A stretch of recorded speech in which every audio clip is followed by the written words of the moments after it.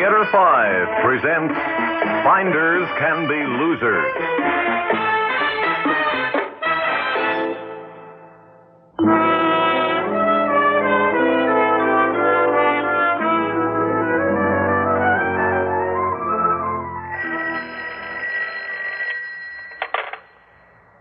Attorney Granger's office. Is this Attorney Granger? I'm sorry, Attorney Granger is not here. He's gone for an indefinite time. When will he be back in his office? I said he's gone for an indefinite time. Who is this calling? Well, he'll be back sometime, won't he? Can't you give me an idea? I'll have to know who's calling. My name is Jane Melton. I don't see your name on the list. What list? It doesn't matter. Attorney Granger is left for an indefinite period of time. Possibly he'll never return.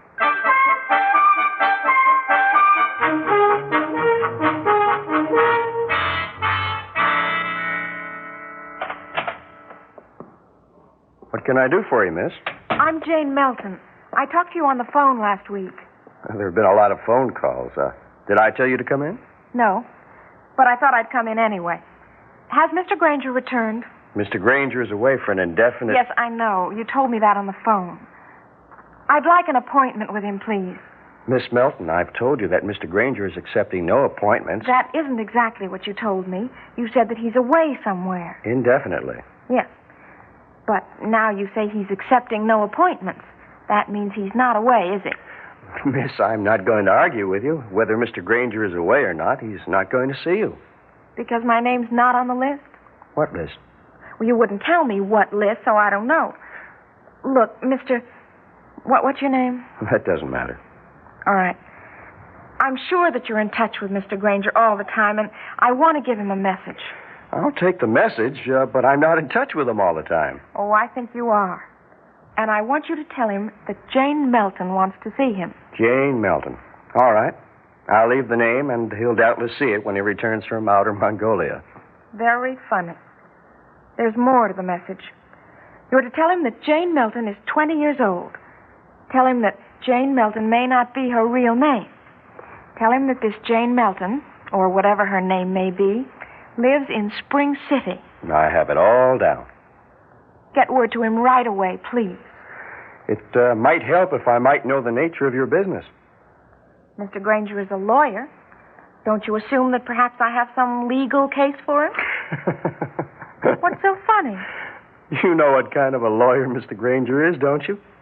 In the past month, I've learned what kind of a lawyer he is. I've read everything I could about Mr. Granger. Well, then, do you expect him to be interested in your accident case or boundary suit or whatever it is? I expect him to be interested in Jane Melton. The only people he's interested in seeing are the ones whose names are on the list I told you about. You mean the list you didn't tell me about? Have it your way. Are all the people on that list gangsters? Gangsters? I thought you knew what kind of a lawyer Mr. Granger was. A gangster's lawyer. Miss Melton, this isn't the 20s. Mr. Granger is a corporation lawyer. Or was before he went away for an indefinite stay. By corporation, you mean syndicate, don't you? Well, at any rate, I mean big business. Very big business. His clients for the past 20 years have all been business establishments. Illegal businesses. Well, this is the kind of thing I have no authority to discuss with casual strangers who walk in here. I still want to see him. All right. Jane Melton. Or maybe that isn't a real name. 20 years old, lives in Spring City. Have I got it right? Right. All right, Miss Melton. If he ever gets back from Tierra del Fuego, I'll tell him.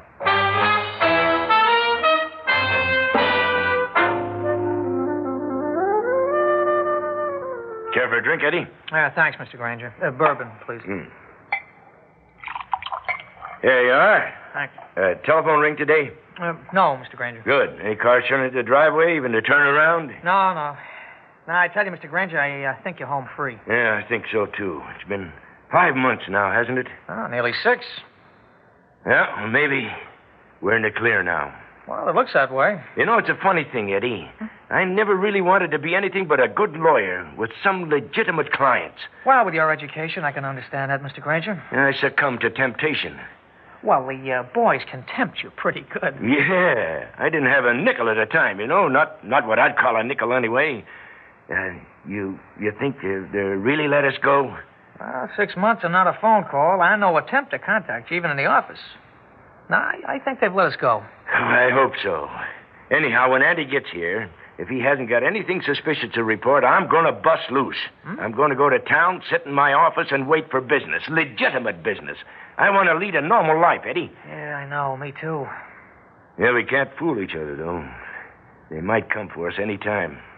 Yeah, I know. But I don't think they will. I think they believed us when we told them we were through and we weren't going to rat on them. Well, I sure hope so. There's Andy's signal. Well, I'll let him in. You want to give me the gun? Yeah, here it is. Thanks.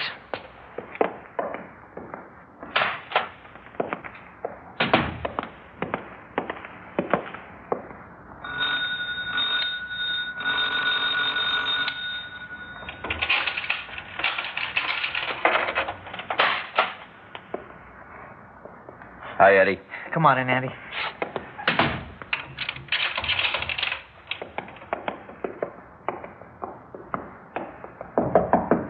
It's okay, Mr. Granger. It's Andy. Hello, Mr. Granger. Nice to see you, Andy. Here's your drink. Thanks. Look, I'll go keep my eye on the driveway. Well, Andy? It's looking safer and safer. Practically nothing happens in that office. Except one thing. What's that? It's a girl. She called once last week. I told you about it. It didn't seem to mean anything, but today she followed it up. She came into the office. What does she want? She doesn't say. But she gave me a message for you. Wait a minute, here it is. I'm to tell you her name is Jane Melton. Melton? Why? Does that name mean something? No, of course not.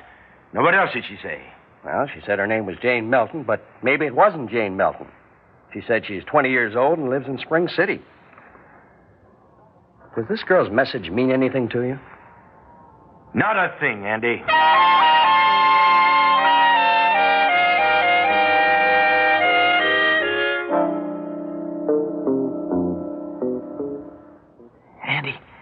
Andy, wake up, but don't say a word. Shh.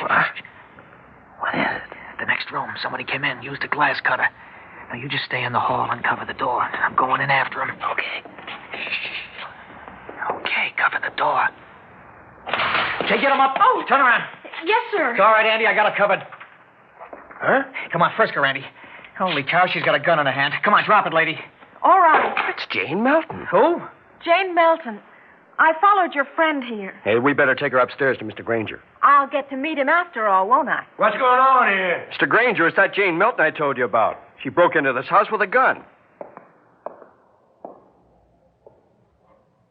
Are you Jane Melton? Yes. Come into my study. I want to talk to you. Andy, is that her gun? Yes. Give it to her. Hey, wait a minute. Now, give it to her, Andy, and you go back to bed. Eddie, you wait in the hall. Come on, Miss Melton.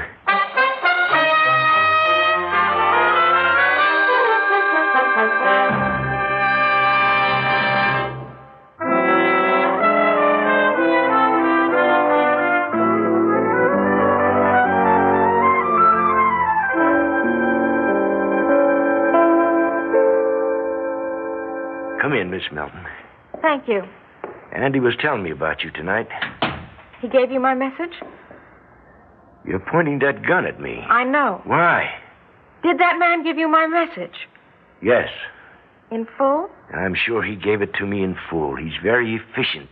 Your name is Jane Melton, but it may be something else. You live in Spring City and you're 20 years old. That's right. And what did that message mean to you, Mr. Granger? Should it have meant something to me? Don't spar with me. I do have this gun. Your message didn't mean a thing to me. Let's put it another way. After you heard the message, were you going to see me or not? Miss Melton, I was intrigued, of course. The message was so cryptic, but I wasn't going to see you. I was curious, but I wasn't going to satisfy my curiosity. Why not? Because I've been involved with certain clients over the past 20 years. Gangsters. It's an old-fashioned term, but let it pass. I have been involved with these men, and some of them may, for one reason or another, have wanted, well, they may have wanted someone to be alone with me in a room like this with a gun in their hand. If that's what you're afraid of, why did you give the gun back to me? Because I'm a fatalist. And since you were here, I decided I might as well indulge my curiosity. Now, what did that strange message of yours mean? The name Melton means nothing to you? No, Willie and Gloria Melton? never heard of him. Willie and Gloria Melton are my parents. Mhm. We live in Spring City. And I've always helped in the store we own from the time I was 12. What all this has to do with your coming 200 miles to see me is something I do not understand. Won't you put that gun down? Well, Now, keep it in your lap if you want. If I made a dash across the room at you, you could kill me before I took 2 steps. all right. I don't like holding that gun anyhow. Incidentally, is that what you came here for? To kill me? I don't know. It would depend on how I answered your questions. Is that it? I don't know. I've thought about being alone with you, and sometimes I've thought of killing you. And sometimes I've thought of just throwing my arms around you and hugging you. Why? Because I think you're my father. My dear Miss Melton. Don't you come near me. All right. Now, what has given you this idea? I thought you said your father was Melton, something Melton. Willie Melton. Uh-huh. I thought it was my father, too. I thought Mother was... I thought Gloria Melton was my mother. Well, I think you better talk it all out. I think you'd better tell me what happened. Tell me how you felt. It'll do you good. After that, you can shoot me if you want. You're not the way I thought you'd be. Now, how did you think I'd be? I don't know. A gangster. Well, my record's against me. But you're nice. And that makes it all the worse. Miss Melton, no, hang it all. I'm not going to call a girl who has tears in her eyes Miss Melton. Jane, you'd better tell me all about it, Jane. Well, as I said, I work in the store. We've got an office in back. I keep the books, among other things. And there's a safe in the office. But my father, Willie, Willie's the only one who knows the combination. But one day I relieved him, and he was in a hurry to keep a dentist's appointment, so he rushed right out, and when I went into the back room, I found the safe open. There was an envelope on the desk. An envelope full of papers. And I didn't know where to put it. So I looked inside. And you found something that told you these weren't your parents. Adoption papers. And they never told me. I was adopted when I was a little girl, and they never told me. Mr. Granger, I sat there and it was as if I was some new person, and I didn't like it. And then, after a while, all I could think of was that it explained that... Oh, well, never mind. Explained what? Oh, nothing. A song. Something about a song and a man. But, Mr. Granger, I looked through that envelope. There were other papers there. One of them just had your name and address on it. An old address. Melton. I didn't feel there could be any reason for your name being in that envelope unless you were my father. Or unless, as a lawyer, I arranged the adoption. No. All the information about that was in the other papers. Mr. Granger, why was your name in that envelope? I have no idea. I do remember that long ago, when I was young and had virtually no clients, I arranged for the sale of some store or other in Spring City. Now maybe to Mr. and Mrs. Melton. I can't remember. But that would explain it. It wouldn't explain your name being in that particular envelope. Now, was it a piece of stationery or just a scrap of paper? Now, what was it? It was a little piece of paper torn off a pad, I think. Then it's slipped in that envelope by accident. It dates from about the same time as the adoption. I'll never know, though, will I? Why don't you ask your parents? I've left them. What? I've left them. I just left the house that very night. I had a little money. I found out where you had an office. I got a job. And I've lived for just one thing, to have you explain this. You mean the Meltons don't know where you are? No. I couldn't face them when I found out how they'd lied. Jane. Jane, do you love him? Until that day, Why do you love him? because they were my parents. Because they gave you their love, isn't that right? Yes. All those years of love, and you wanted to wipe it out and bring heavy sorrow on them? I had to find my own father. Look, Jane. Jane, I'm going to tell you the truth. You see, I never had a daughter or a son.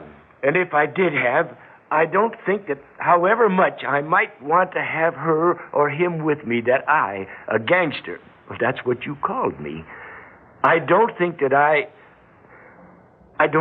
would be as good a parent as either of the two people who worked for the girl, fed her, clothed her, and loved her all these years. Now, look, Jane. Yes. I am not your father. I never was your father. But whoever your father is, now, do you think it's wise to find him? I don't know. Jane, you want to give me that gun now? Here. Now, tell me about Willie and Gloria. It's funny. I was going to say they lied to me. That's what I've been telling myself for so long. But they're wonderful, really. What are you going to do, Jane? Go home to them. All right. You have a car? Yes. Fine. You'll find Eddie waiting there in the hall for you. He'll take you to your car. What's that you're humming? It's the strangest thing. I suppose I must have been 3.5 when I was adopted. And I've always had this memory of singing, and a tall man singing back to me. And I never knew what we were singing until... Until now? My daddy is tall, he is 5 feet at least. My daring old daddy is strong as a beast. If daddy could cook, oh, he'd cook a great feast. My daddy is remarkable. Your father must have made that up. Yes. And then there was something he sang. Oh, I've taken up too much of your time. Mr. Granger, I want to apologize. And thank you. Nothing at all, Jane. Goodbye. Goodbye, Mr. Granger.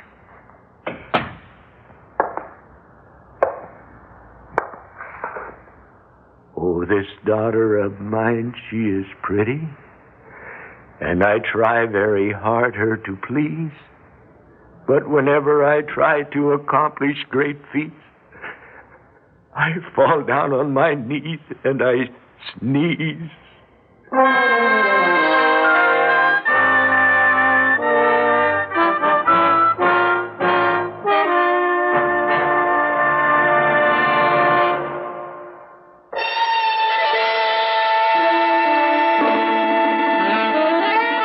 Theater 5 has presented Finders Can Be Losers, written by Robert Senadella and directed by Ted Bell. In the cast, Jackie Grimes, Harry Belliver, Jimsy Summers, and Gar Wood. Audio engineer Marty Folia. Sound technician Ed Blaney. Script editor Jack C. Wilson. Original music by Alexander Vlastotsenko. Orchestra under the direction of Glenn Osser. Executive producer for Theater 5, Edward A. Byron. We invite your comments. Write to Theater 5, New York 23, New York. This is Fred Foy speaking.